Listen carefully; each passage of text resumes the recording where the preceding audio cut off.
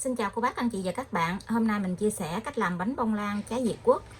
Bánh hôm nay thì mình không có cần phải dùng sữa nè, không cần dùng bơ.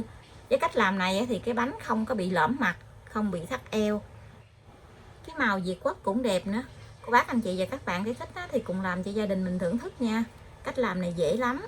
Thành phần nguyên liệu thì ở đây mình có 200g Việt Quất, 160g đường, 170g bột mì số 8, 4 cái trứng gà, một tí xíu vani, 45g dầu ăn, 5g bột baking powder. Hôm nay thì bột mì mình chọn loại bột mì này.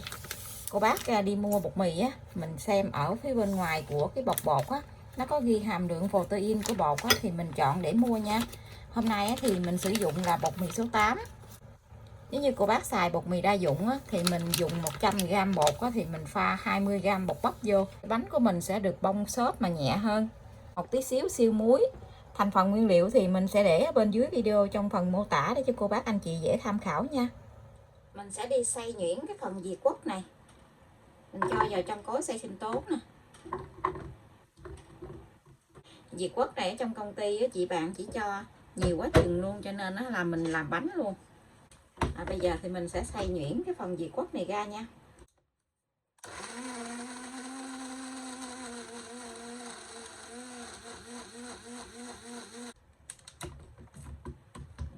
Mình xay nó nhuyễn ra vậy. Có cái vỏ Việt Quất này nè, mình không có cần phải lược lại. Khi mà mình nướng cái dân của cái bánh nó có màu đen đen của cái vỏ Việt Quất nhìn thấy nó đẹp lắm. Mình xay xong rồi mình để một bên nha. Mình đã tách lòng trắng với lòng đỏ ra riêng. Bây giờ thì mình sẽ đánh cái phần lòng trắng này với phần nửa đường này nha. Đường này thì mình chỉ đánh phần nửa với cái lòng trắng này thôi.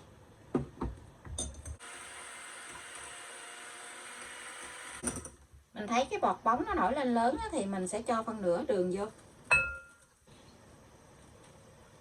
Phần nửa còn lại thì tí nữa thì mình đánh chung với lòng đỏ.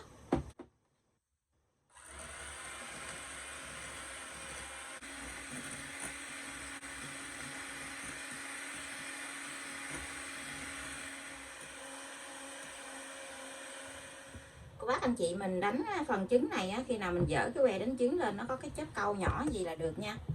Mình không có đánh cứng quá. Nếu như cô bác đánh cứng quá tí xíu nữa mình nướng lên cái mặt bánh nó dễ bị nứt mình đánh cái trứng nó như vậy, dỡ lên nó có cái chớp câu nhỏ gì là được.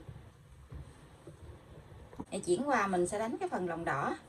Những cái que đánh trứng này mình đánh luôn, không sao hết. Đánh lòng đỏ này với phần đường còn lại nha, mình cho hết vô luôn.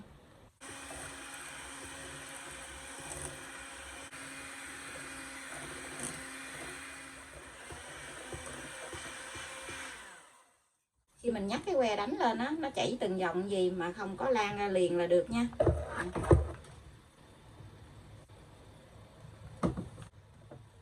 Tiếp theo thì mình sẽ cho dầu ăn vô.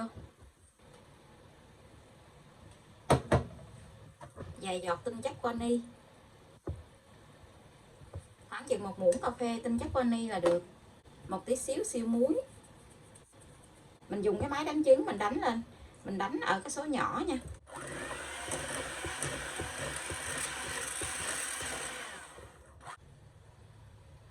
Mình trộn đều rồi thì tiếp theo mình sẽ đi gây cái phần bột này vô. Mình gây tất cả cái bột này vô luôn. Bột mì, bột baking powder. Mình gây qua cái gây gì nè để cho cái bột của mình nó mịn nó không có bị gión cục. Mình gây 2 lần mình trộn nha. Mình vẫn dùng cái máy đánh trứng này mình trộn luôn. Mình trộn ở số nhỏ.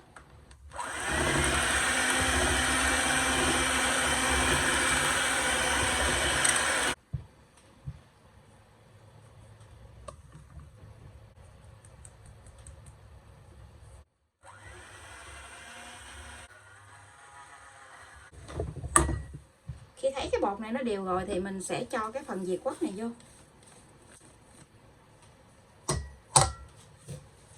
Mình cho tất cả vô luôn. Cái phần này thì mình xay cho nó nhuyễn ra nha.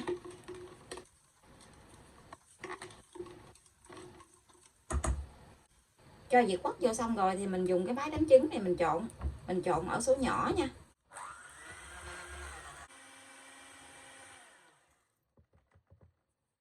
Mình trộn lại cho nó đều rồi nè. Cái màu Việt Quất rất là đẹp luôn á.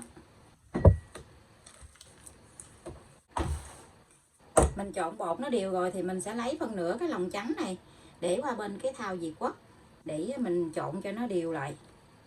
Mình lấy phần nửa cái lòng trắng nè. Mình dùng cái máy đánh trứng này mình trộn luôn. Cái phần này á, mình trộn để cho nó loãng ra, cho nó đều lại.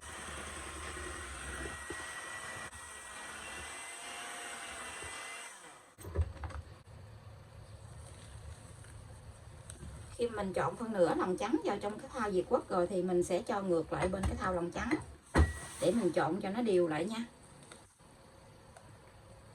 Trong khi mình trộn này thì mình sẽ mở cái lò lên để cho cái lò nướng của mình nó nóng trước 10 phút.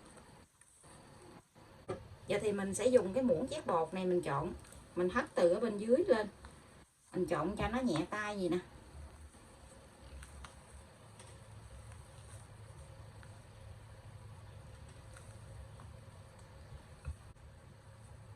Mình trộn tất cả cái hỗn hợp nó đều rồi thì mình sẽ cho vào trong khuôn để nướng luôn nha. Hôm nay thì mình sẽ dùng cái khuôn 18. Cái khuôn này thì mình sẽ lót miếng giấy nến ở bên dưới và mình thoa cái dầu ăn vào trong cái thành khuôn luôn.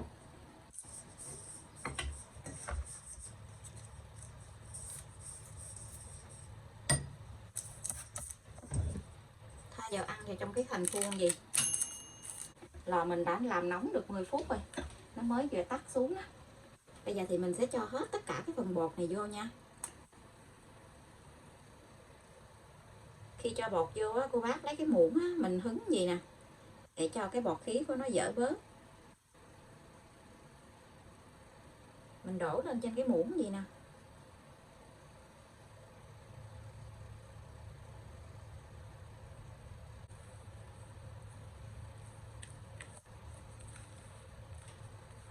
Công thức này á, mình làm cái khuôn 18 là vừa luôn nè. Cho bột vào trong khuôn rồi thì mình sẽ dùng cái đũa nhọn hoặc cây tăm á, mình đi cái đường xoắn ốc như vậy để cho cái mặt bánh nó vàng đều ra.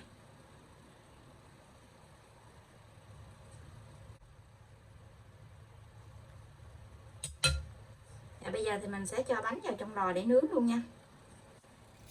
Lò nhà mình có 3 ngăn thì mình cho ở ngăn thứ 3, tức là ngăn dưới của lò luôn.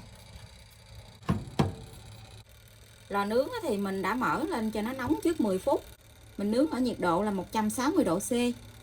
Mở 2 lửa. Thời gian nướng là 60 phút. Mình không cần mở quạt. Cô bác canh nhiệt độ nóng của lò nhà mình nha. Bánh của mình đã nướng được 40 phút rồi. Bây giờ nó nở lên rất là cao luôn. Hôm nay mình có để bột baking powder á, cho nên cái bánh của mình nó đứng lên đẹp lắm. Cái bánh của mình đã nướng xong. Bây giờ thì mình sẽ hé cửa lò ra, mình để cái bánh ở trong lò 3 phút nữa thì mình hãy lấy ra nha, tránh cho cái bánh của mình nó bị sốc nhiệt á. Nếu như mình lấy ra liền á thì cái bánh của mình sẽ bị lõm mặt xuống á. Mình lấy cái bánh ra. Cái bánh nó nở lên bằng cái khuôn luôn.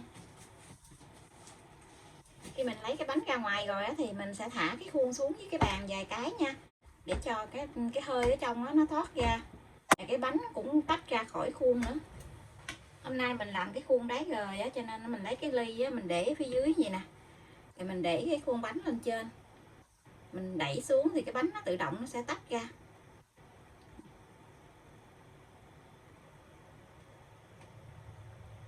Cái bánh nó rất là đẹp luôn, nhìn ngon quá chừng ha.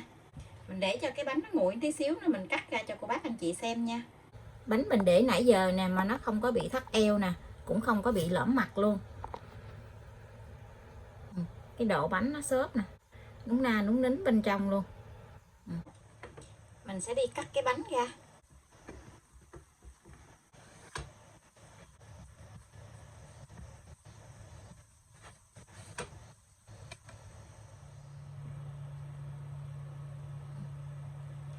Nó có xen kẽ những cái gia Việt Quất á. Công thức hôm nay thì mình không có cần dùng sữa tươi nè, không cần dùng bơ. Bánh rất là thơm ngon luôn, thơm mùi Việt Quất á. Cô bác anh chị và các bạn thấy thích á, thì cùng làm cho gia đình mình thưởng thức nha. Bây giờ thì mình xin chào tạm biệt, hẹn cô bác anh chị và các bạn lại video tiếp theo. Cảm ơn cô bác anh chị và các bạn đã xem video của mình. Xin chào và hẹn gặp lại.